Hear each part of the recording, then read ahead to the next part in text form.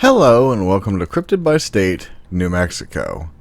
Here we are at the start of a new year and a continuation of our Cryptid by State series. It is shocking to realize that this is our 30th video so far, of course excluding the halfway point recap video. Sadly, this means there are only 20 more states to go before we close this chapter in our channel's history. Of course, we will then move to a version based on UFOs or ghosts. Anyway, things really began to heat up with your votes, where Idaho almost overtook New Mexico's spot on the list, but it eventually prevailed. So, once again, join me on our Cryptid family road trip as we are traveling from our previous location of Iowa and heading to the land of enchantment. It is fairly shocking to find that New Mexico actually has quite a long and in-depth history, but I'll do my best to paraphrase as much as I can for the sake of time. The Puebloan people were predominantly the first Native American tribe to call the area home, and did so for much of the land's history. Although the Navajo and Apache did venture into the area, they really aren't considered the main tribe historically speaking, but they did establish a foothold in the southern part of the region under the name of Diné. Of course, the Navajo Nation are a very prominent group in the state today. In the early 1540s, Spanish explorer Francisco Vasquez de Coronado ventured into the area after hearing reports that housed the famed Seven Golden Cities of Cibola. He hoped for riches and fame, but only found death and financial ruin. Following this, another Spanish explorer named Juan De Los Caballeros established the first Spanish settlement in the area on July 11, 1598. And it was called San Juan De Los Caballeros, or St. John of the Knights. With the sudden influx of Spanish settlers, as well as mistreatment of the native people, tensions began to rise. On August 13, 1680, a Pueblo religious leader named Pope led a revolt against the Spanish and managed to drive all of them out, which gained them their independence for around 12 years. Hostilities remained between the Spanish and Puebloans, but in 1706 a new threat arose when the Comanche tribe arrived and began raiding settlements on both sides. This activity continued until 1779, when the Spanish and Puebloans joined forces and managed to kill the Comanche leader named Greenhorn in a surprise attack. The Comanches requested peace, and it stayed this way until 1846. The U.S. didn't venture into the area until 1807, when Lieutenant Zebulon Pike arrived looking for the headwaters to the Arkansas and Red River. In 1812, a volatile period would begin when New Mexico became controlled by Mexico after they gained their independence from Spain. In 1856, the Mexican-American War began, and by its conclusion in 1848, Mexico ceded most of its land, including New Mexico, to the U.S., under the Treaty of Guadalupe Hidalgo. From this point, New Mexico was now considered a U.S. territory, and then on January 6, 1912, after much debate, New Mexico officially became the 47th state to join the Union. New Mexico's flag is probably one of the more unique ones that we have looked at so far. Most have some symbolisms or colors that represent the United States, but none can be found here. Although, in saying that, an unofficial version was displayed in 1915 at the San Diego World Fair that looks completely different from what we see today. This version is known as the Twitchall Flag, named after the man who designed it, Ralph Emerson Twitchell. In 1920, the Daughters of the American Revolution held a contest to create a new flag, and the one designed by an archaeologist named Harry Mera won. The red and yellow colors are present to symbolize those used in the flag of Spain, who controlled the area until the early 19th century. The only symbol on the flag is in the center, and it is a Zia sun. This was included to symbolize the importance of the Zia Pueblo Native American people who lived in the area. The number 4 has a sacred meaning to the native people, and as such is quite prominent on the flag, with 4 rays each consisting of 4 lines. The top rays are for the 4 cardinal directions. The rays on the right are for the 4 seasons. On the left are the 4 stages of life, and at the bottom are the 4 periods of the day. Okay, let's get to the cryptids. I have to be honest with everyone and say that New Mexico doesn't really have many unique cryptids. That isn't to say that there aren't a lot of cryptids, it is just that many of them fall into the usual categories we're all familiar with. A new one for me is that I couldn't find any reports of any lake monsters other than a giant turtle in the bottomless lakes. However, we do have evidence of a certain type of cryptid that I do love to talk about. So, let's start with that one. In south central New Mexico, there are tales of a rather odd being that is similar to one found in Cornwall of the UK. Whereas they have an owl man, here in this state is simply a large owl that is known as Big Hoot.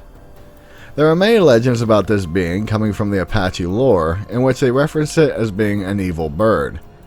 Descriptions of it sound exactly like an owl, but it does have the distinct characteristic of standing between 3 and 5 feet tall, and rather than hooting, it makes a humming sound. According to legend, it possesses the ability to be able to paralyze human beings simply by staring at them. This feat isn't lost on me, since many claim Mothman can do the same thing. Where things really get odd is that it is said once a human has been paralyzed, the bird then attacks and swallows the person whole. While this all may sound strange, it should be noted that the Iroquois also mentioned a man-eating creature known as the Flying Head, that after reading the description, sounds a lot like a giant owl. Early settlers frequently reported seeing a creature they called the Booger Owl, and it was known to frequently fly off with their livestock. If things couldn't get weirder, apparently there is a well-documented sighting from the 1950s in the area of Taos.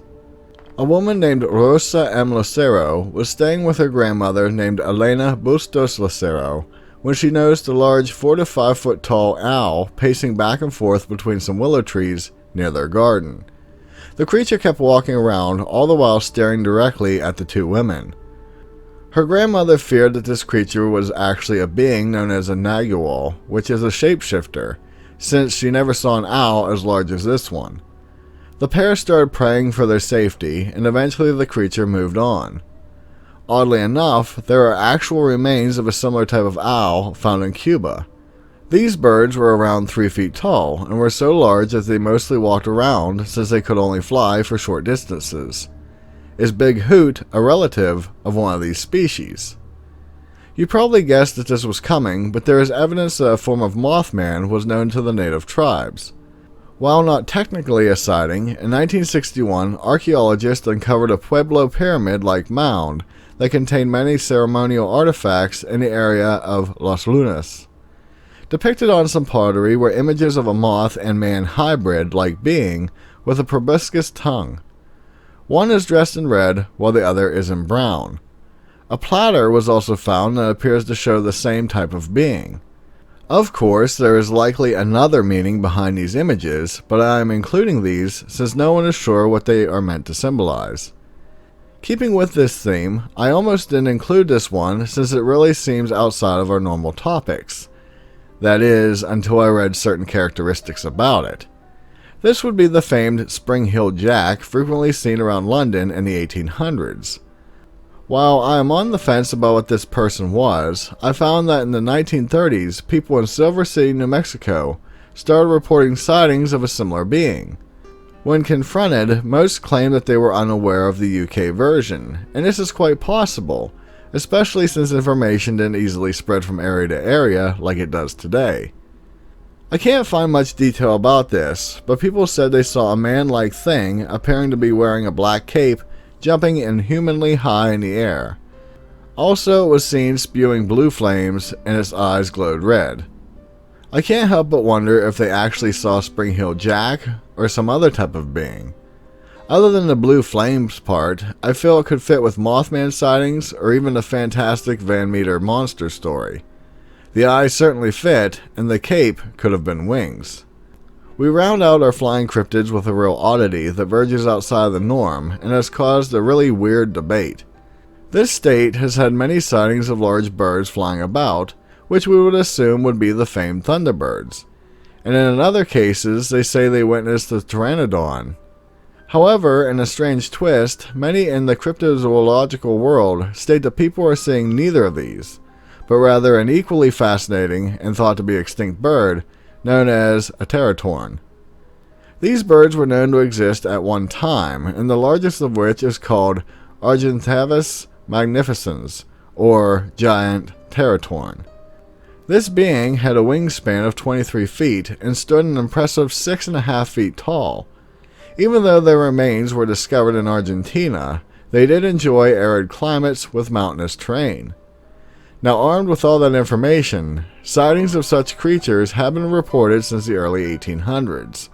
Yet, for a more recent event, in 1997, a man named Dave Zander from Doña Ana may have encountered such a creature. While hiking in the mountains, he saw two large birds perched on some rocks. Even though they were quite a distance away from him, he claimed that they were the size of a small plane. As he watched, one of the pair dropped off of its perch and soon after opened its massive wings. Zander claimed that he estimated the wingspan to be around 20 feet. In his words, he certainly felt that the bird was large enough to fly away with an adult, if it wanted to. After reading some books, the only thing that fit with what he saw was a teratorn. Our last entries are certainly separate stories, but I sort of feel the need to lump them together. This is all due to the fact that when talking about cryptids of this type, and it being in this location, it is hard to discern if it is truly what it sounds to be, or if it is simply the West's most famous cryptid, known as a skinwalker. In saying all that, I'm sure you already know that we have some dogman sightings to go over. Our first story is from the town of Lakewood. In April of 1999, a woman who wished to remain anonymous and her boyfriend were staying in a trailer along with another couple. Over the previous weeks, many of the locals were reporting that some of their livestock had been acting scared, and even some damage to their buildings had been found. Even as such, most assumed that the issue was with wild dogs. On this night, at 11 p.m., the group were in the house just watching TV and talking amongst themselves. Suddenly, their dogs started to growl and bark wildly at one of the windows in the bedroom. The woman and her boyfriend went to check out what was going on, but by this time, the dogs had moved from the window and appeared to be walking along the walls, sniffing as if they were following the scent of something from outside. At one point they stopped and began barking like mad, and it was in this moment that the group heard a bang outside the kitchen window, followed by a shuffling sound. The bang hit hard enough that it rocked the trailer. They ran to the window to see what was making the noise, but couldn't see anything, although they continued to hear the shuffling sound. Not long after, the group happened to look at one of the windows, and to their terror, they saw something staring in on them. She claimed it had to be around 7 feet tall, since the windowsill was 6 feet from the ground. The creature was covered in short hair, it had the shoulders of a man, but the head of a Rottweiler, and it had many sharp teeth protruding from its mouth. All four screamed at this sight, and the mere sound of this appeared to scare the creature off. Inexplicably, the men grabbed shotguns and went outside to find out what the creature was. This venture didn't pan out, and they returned without seeing anything. The next morning, the woman went outside to see if the creature had left any evidence behind, but due to the weeds, nothing could be found other than some claw marks in the house. She did find the tracks left by the men when they went outside, so, out of curiosity, she followed them. To her horror, she saw huge canine-like prints in the dirt that appeared to keep switching from walking on all fours to 2 legs. The scary part was that these tracks were around the men's tracks, which could only mean the creature was circling the men as they went out looking for it the night before. The late J.C. Johnson founded his organization Crypto Four Corners on a lot of dogman sightings from New Mexico, and he compiled many reports. In one story, he stated that he received a call that a few witnesses had let their sheep and goats out to graze, but when it came time for them to return, a few of them were missing. They jumped into their truck and went out looking for the lost animals. Sadly, all they found was the scattered remains of their carcasses, of which there was very little outside of the skull and parts of the spine. While inspecting the area, they happened to notice a creature staring back at them from a nearby hill. It was described as being canine-like, and it was standing on its hind legs. Oddly enough, alongside this creature were two others that the people determined to be juveniles. Being this sighting occurred during broad daylight, it was obvious to tell that these creatures weren't any known type of canine, but rather the typical dogman. Along with this, I saw many other reports of similar creatures being seen fairly frequently from Native Americans living on reservations.